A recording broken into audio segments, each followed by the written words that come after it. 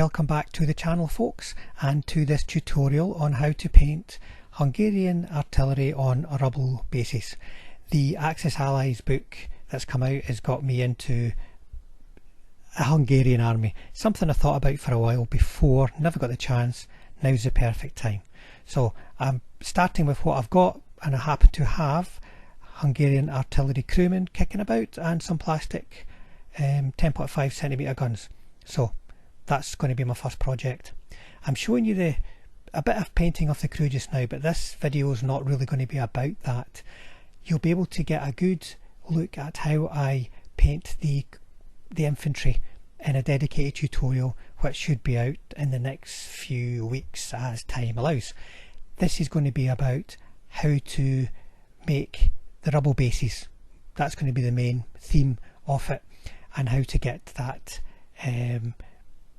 really nice, sort of almost like a diorama style base to set your units into.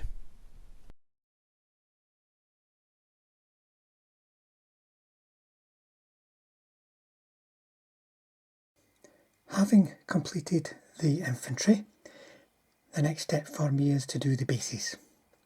Now I've decided I'm going to theme my Hungarian army for Budapest. It's a kind of iconic, the by far most iconic conflict that they were involved in late war. So I'm making some urban bases. As you can see, I've used some plastic card. I've got a few scraps lying around that I'm still putting to use. And then I've got some other things. These are like telegraph poles from the special order telegraph pack. You can see I've put one down here, where I've even just left the sort of, what do you call them, these sort of ceramic fixing points. Don't know what you call them, but left them in place. And then I'm going to be building up the barriers that they've improvised. You can see barrels, wheels. There'll be all sorts of stuff. I've been casting using blue stuff. Been casting various boxes and barrels and jerry cans and so on, so they can get flung on to these improvised barriers. And I will be building the barriers up using the Vallejo earth effects, which you'll see soon. And then the groundwork, you know what, I may have some maybe some tiled areas still showing in here somewhere around the figures to show that these are the remains of houses. I'll see how that works in terms of space, because there's a lot of figures. You know, there's 5 crew per gun to go on these, as well as a wee commander with a table. You know, that's going to have to go somewhere on one of them, with a radio operator as well, just to help designate the command. So we'll see how it goes for space, but I'd like to put just a bit more surface around there, and then a dug up area, you know, where they've been blown up by shells, churned up by activity or whatever, and then these guys can easily be fitted into those spaces. So quite a bit to do, but that's what can make gun teams look really exceptional, is the bases. They're quite big, even though there's a lot fitting on them, so there's the opportunity to be creative and make some really nice standout pieces. I've completed the rubble and the ruins on 3 of them. I'm going to go through the process with you with the 4th one. The guns, incidentally, are just going to be this dark yellow. They've been base coated and pin washed. So I'm just going to get them looking chipped and dirty, looking as though they have been involved in a nasty street battle.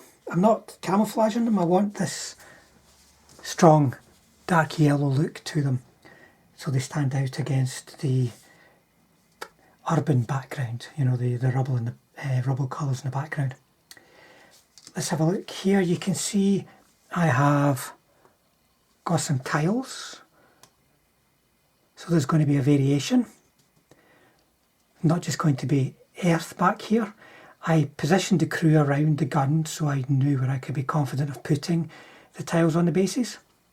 You can see I have put the Vallejo earth effects around certain areas on the bases with some bits of brick, some little bits of rubble that you'll see, some snipped off little bits of plastic card.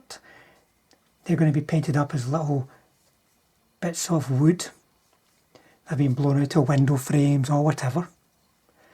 And some sandbags made out of green stuff. I'll just stick that gun back in place.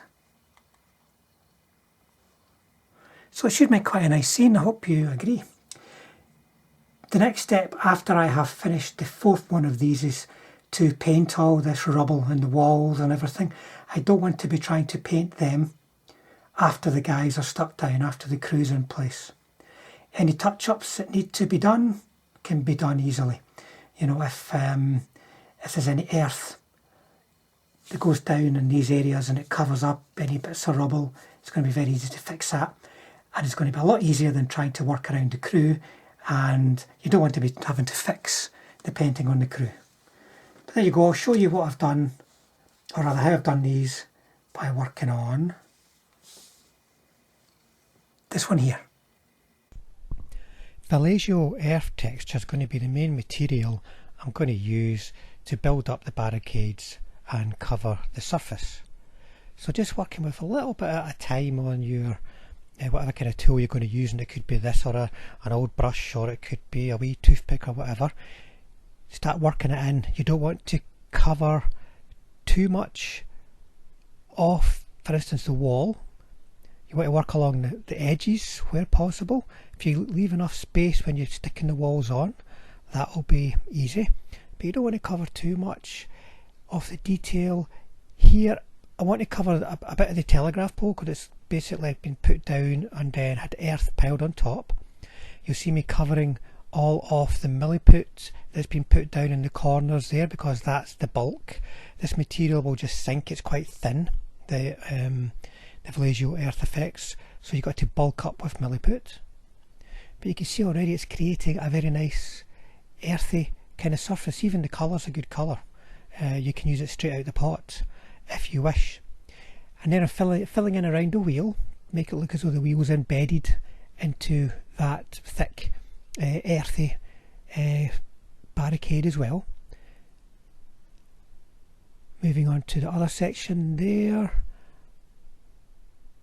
or down the side, I want to have a bit of rubble by that bit of wall. Each bit of wall needs its own a little bit of rubble, so to speak.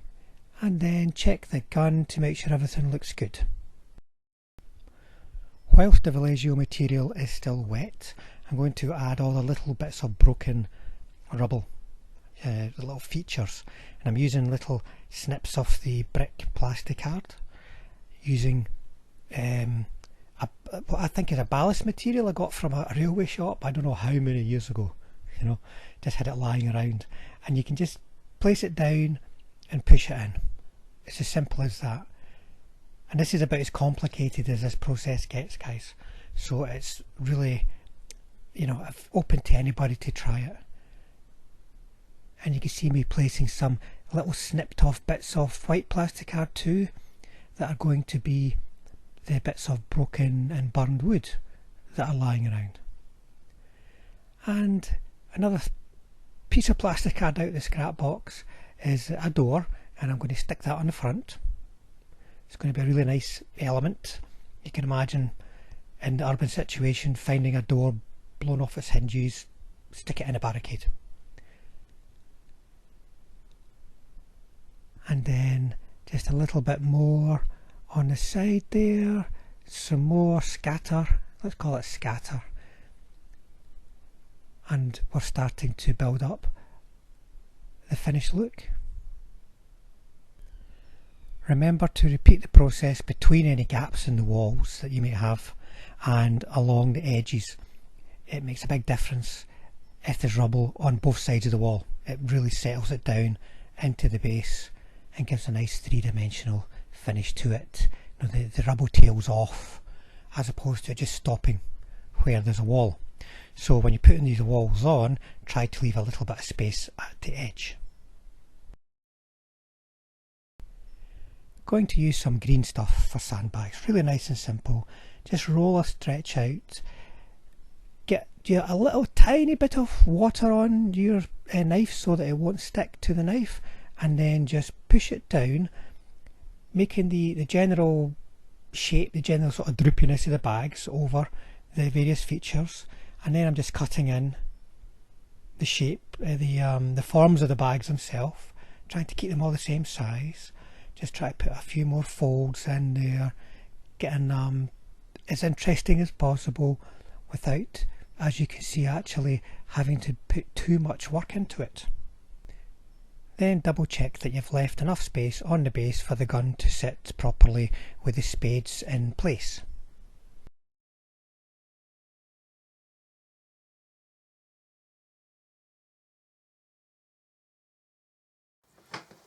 I've given the completed rubble elements an undercoat of Panzer Ace's track primer. It's a good sort of mucky, earthy kind of colour to be a background for everything else that we're going to put on. Now, just take these guns off for the moment. You can see the kind of little scenes that we can create here. It looks quite nice, coming together very well.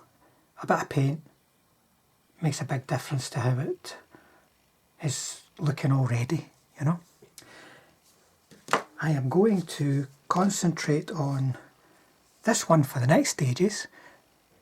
It's got walls, it's got rubble, it's got these little broken bits of wood, sandbags, rusty barrels, some floor tiles. So it's a good example to show you all the different elements that we're going to put onto these bases. I'm also working on some for my Pack 40s, by the way, that I will eventually get around to. Going for a different look here. This is more a sort of factory type setting with these girders, and I'll paint the bricks a more sort of sandier kind of colour possibly, so I can get a good distinctive difference between rusty girders and the walls and the rest of the rubble.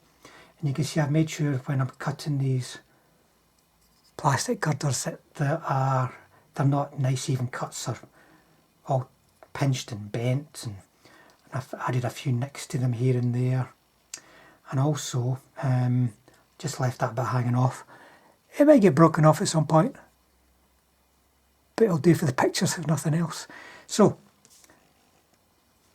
I'm going to get stuck into this.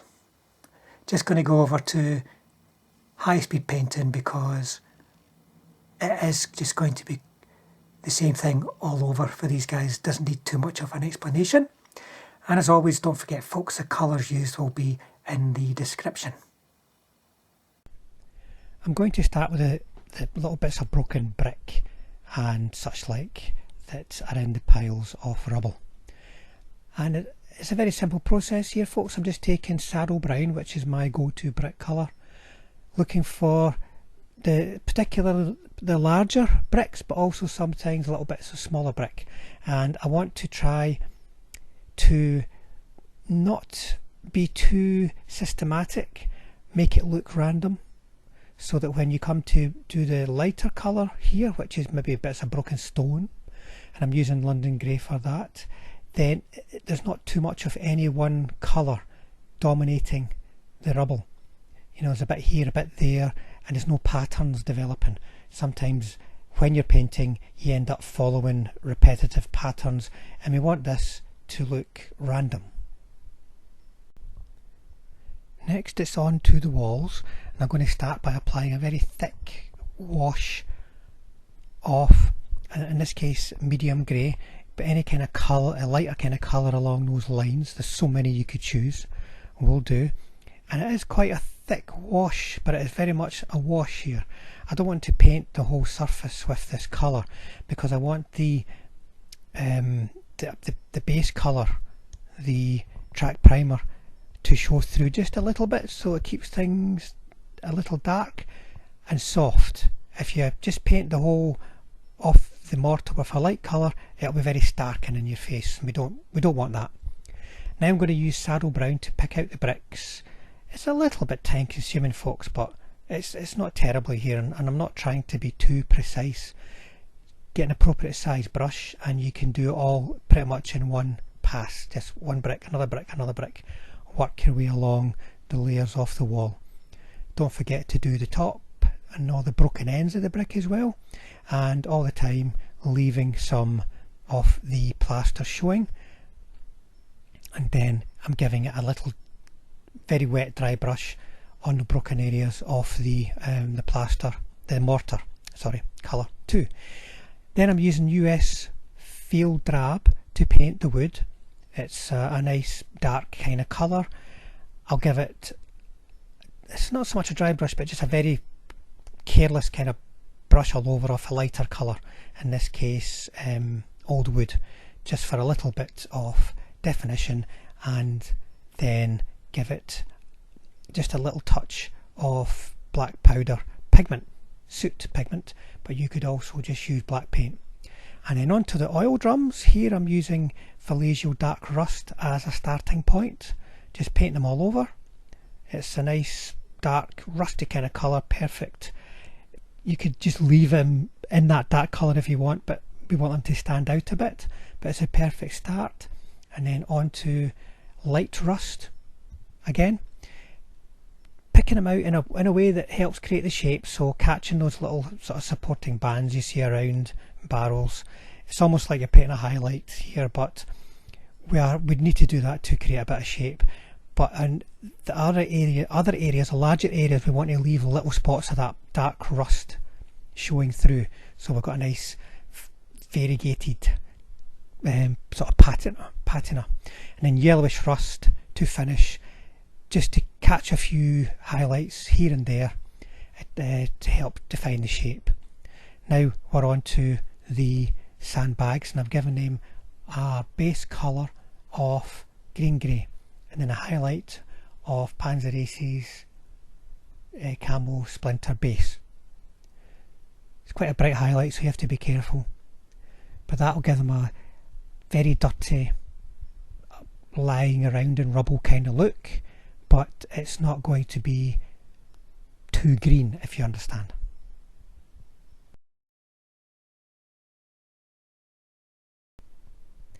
I've given the tiles an undercoat of London grey.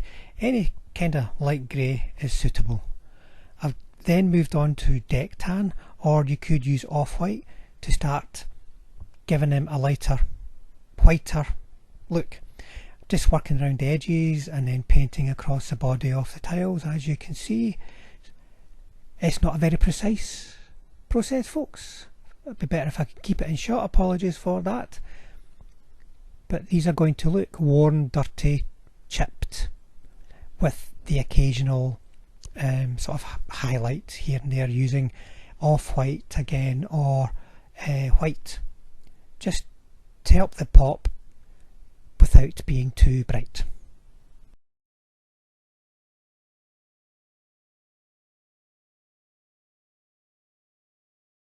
Right then, folks, I have completed the painting of all the rubble and the barricades and everything. I've now glued the crew into place. The important thing to remember here is that these guns are not yet fixed, so make sure you can lift your guns in and out of the positions.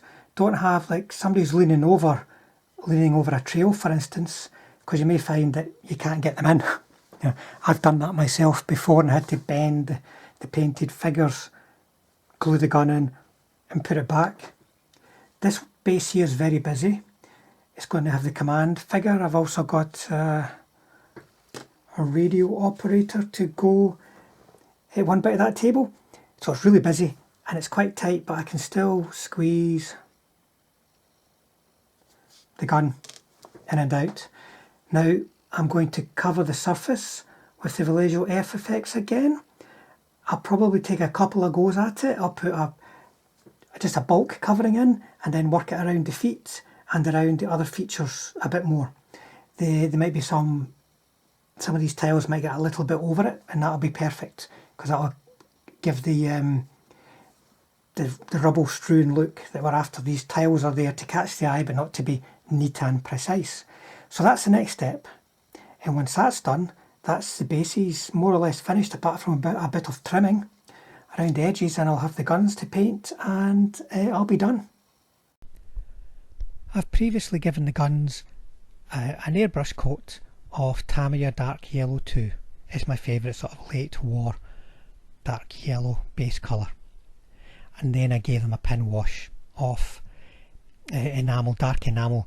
Now if you want to see more about my airbrushing, probably best to check out the Panzer 470 tutorial. You find it in the Painting Flames of War playlist. Now I'm applying highlights using Iraqi sand. My first approach is to give rough highlights around the edges using a bit of an old beat up brush, because working edges like this can be quite wearing on the brushes. Now don't dry brush, because if you dry brush you're going to be catching the entire surface. We want to highlight edges here specifically, and then that will also begin the chipping process. It can be quite time consuming, so patience is key for this, folks.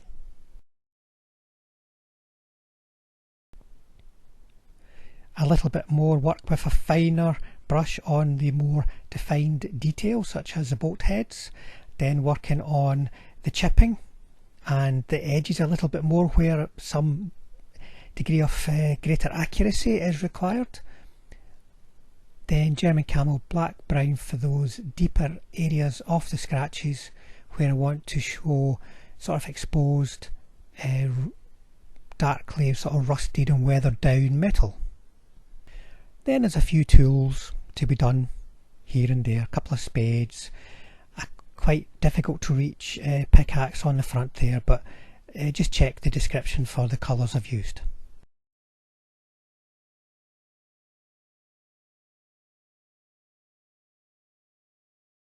So I'm mixing my pigments up on a palette, getting careful to add the right amount of water so I'm going to get the consistency I want. Don't add dry pigments to the miniature and then try and work it on the miniature, because you've got no control when you do that, folks. Now I've got the pigment as I want. You can see it going on. It's quite heavy but really quite wet at the same time, so I can move it around, get it into all the little nooks and crannies that I want.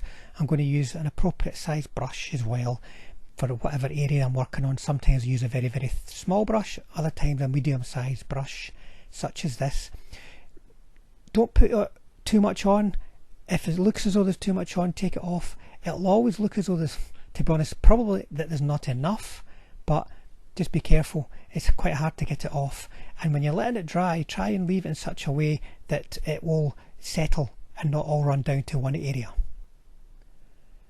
Having glued the crew into place, bearing in mind that you have to have the gun sitting there when you're doing that, I built up a layer of ground using the Vallejo paste, let that dry, and now I'm coming back to build it up a little, fill in any particularly deep spots, and also, probably more importantly, work around the feet of the crew, so we're covering up those flat metal bases.